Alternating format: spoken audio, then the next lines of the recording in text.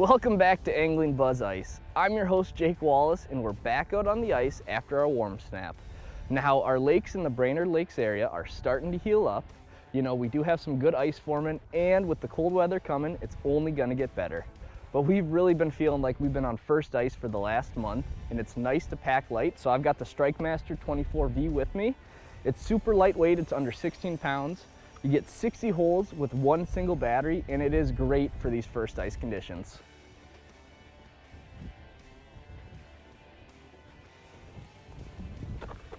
Now, like I mentioned before, the ice conditions really vary out here, and you'll want to be safe, and that's why I'm wearing my clam float suit. This is the Ascent suit. Now it has an inner base layer, it's got a ton of storage, and it floats. So it's going to give you that extra added security, you know, in case you do run into some bad ice out here. You want to be safe and you want to be protected. And you got to remember, no ice is 100% safe. Let's get to fishing.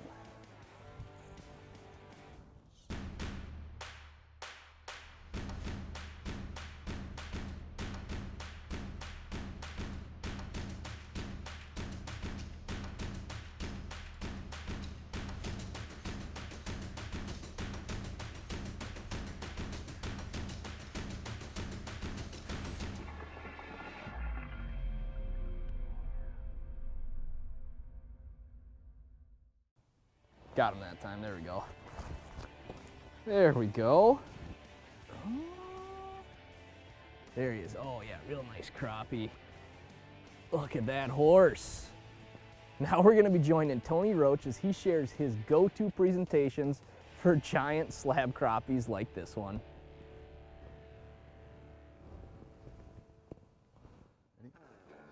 There we go, there's one. You know, I don't care where you go on the ice belt, mobility is always the name of the game. Being able to move around a long structure. There's a nice crappie. Crappies like this are kind of roaming this vast basin this time of year. They're feeding on mayfly nymphs. I like to use a wide variety of spoons to plastics. I usually have a couple rods rigged up so I can go back and forth in between those small tungsten plastics like this one. And then also spoons. Spoons are really key to getting down there quickly, getting on fish. These fish aren't going to stick around. They're moving in this vast basin. As I look around here, most of this area is basin. We're just kind of trolling the edges right now. So staying on top of those fish are key, and also having the right presentation rigged up with the right line species. Everything has to be perfect because these panfish are ultra finicky in the winter months. Let me show you a couple of my go-to presentations for crappie fishing, especially if you're chasing them out here along the edges of these basins. A lot of times like this where I'll drop the spoon down, and if they're coming up but they're just put on the brakes or, you know, won't quite make a move on that spoon, I'll just quickly reel up while they're still underneath my cone here. And then I'll just drop this small plastic down with the tungsten. See if they'll respond to that. You usually know pretty quickly. I can usually tell on their mood, even on 2D sonar, if they're really powering up to it but won't quite commit. It might be just a color adjustment that you need, or maybe a size adjustment. But if they're making a move but they're not really powering on it, that's when I know that I've got to switch. Especially if you see 2 or 3 fish in a row, boom, I'll quickly change. You know, you get a lot of people that, you know, are changing baits constantly, and it's easy to get confused of what's working, what's not. But for me, I'll give it 2 or 3 fish, and that'll be a good indicator whether they're hitting it or not. And I can get a lot of these negative fish to bite by just simply downsizing to that tungsten, that horizontal presentation. There he is. They are definitely responding to that tungsten. They like it.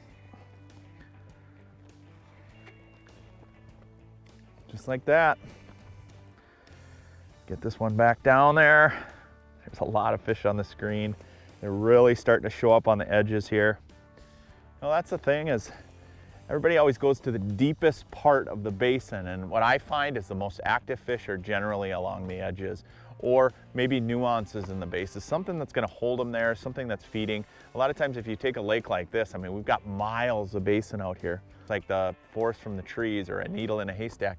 If you get up on these edges, first of all, the fish aren't as deep, so you're not killing them.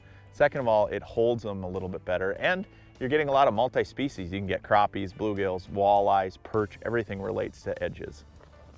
These are two of my favorites.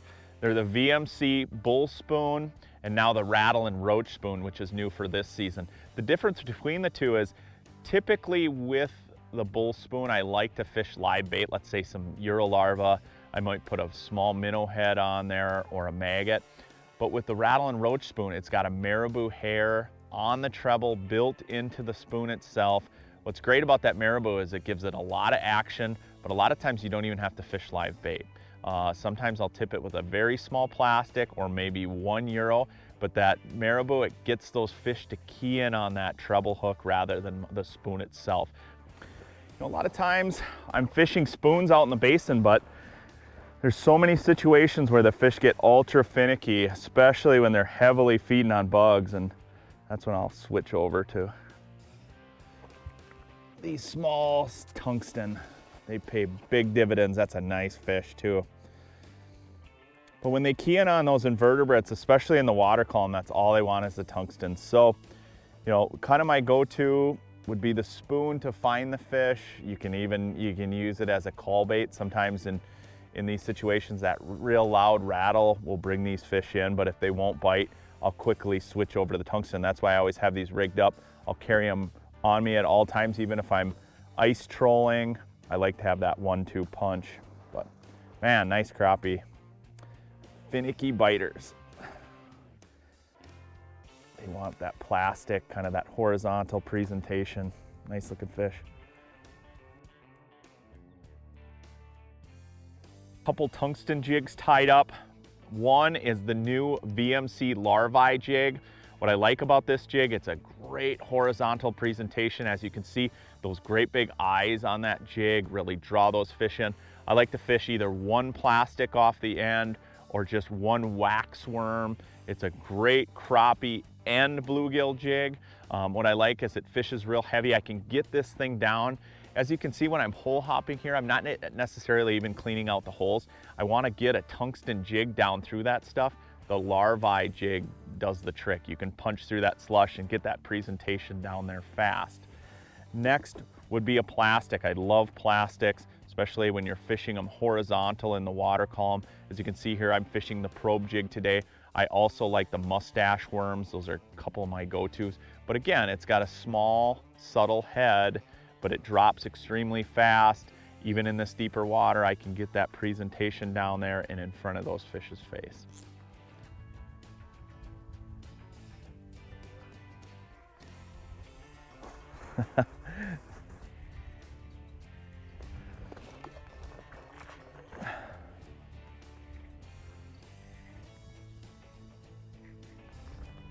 Crappie.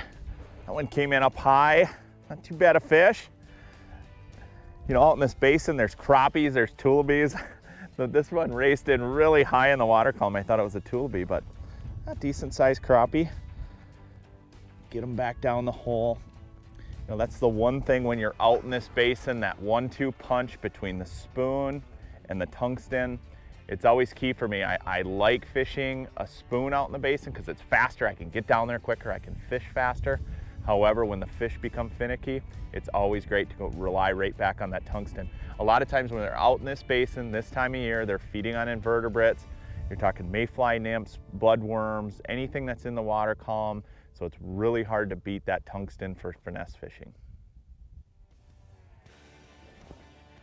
Here he comes. Got him, there we go. Man, those two presentations are super effective and they work at any depth, right? You can fish them shallow, you can fish them in mid-depth basins, and you can fish them deep. Next week, we're gonna be joining Mike Hainer as he shares some of his go-to sunfish presentations. Make sure to like and subscribe this video. We'll also be releasing new content each week on our social platforms. Thanks for watching and stay safe out on the ice.